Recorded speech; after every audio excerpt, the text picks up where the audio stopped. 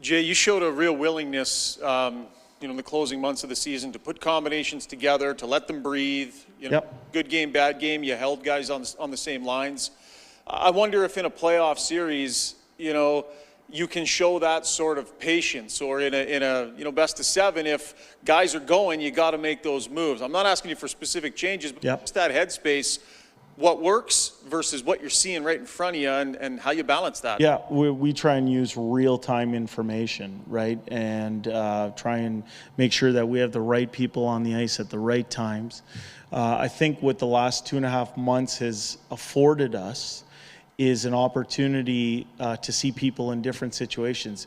We have tried to keep a little bit of chemistry with line mates and whatnot, but we've had also to deal with injuries over time, and that's allowed the coaching staff to put people in different places. So we have an understanding of what capabilities are.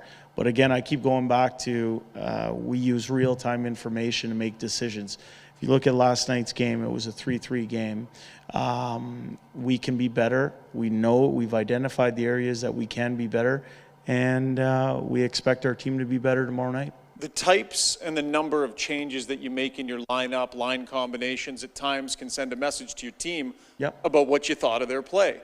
Is there some risk in changing too much just in the messaging your group gets? Yeah, there is. I think it's important to understand how well our team has played over time, and to show belief in your players. That's important, but at the same time, as you mentioned, it's a playoff series and we have to do what it takes to win one game, and that's where our focus is for tomorrow night.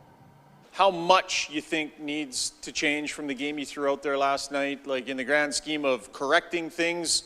How much work do you have to do you think? Yeah, I think, it's game one of the playoffs. Everybody's excited, and obviously you want to win the first game, but it's a long series, so don't overthink it, don't overreact. Watch the tape. It was a close game. We got down 2-0 early, and we battled back in that game, had a chance to win. And, we've been really good at bouncing back, so we'll go do, we looked at video, and we'll be ready for tomorrow. First game of the playoffs, there are a lot of nerves, a lot of emotions. So I think at times we did the right things, and at times we didn't. I think that I think that second period was a strong period for us. I think our special teams was good. I think that you could take away things from that game that we liked and things that we didn't. And I think for game two, we looked at all that stuff and we're ready for it, and we're excited about it.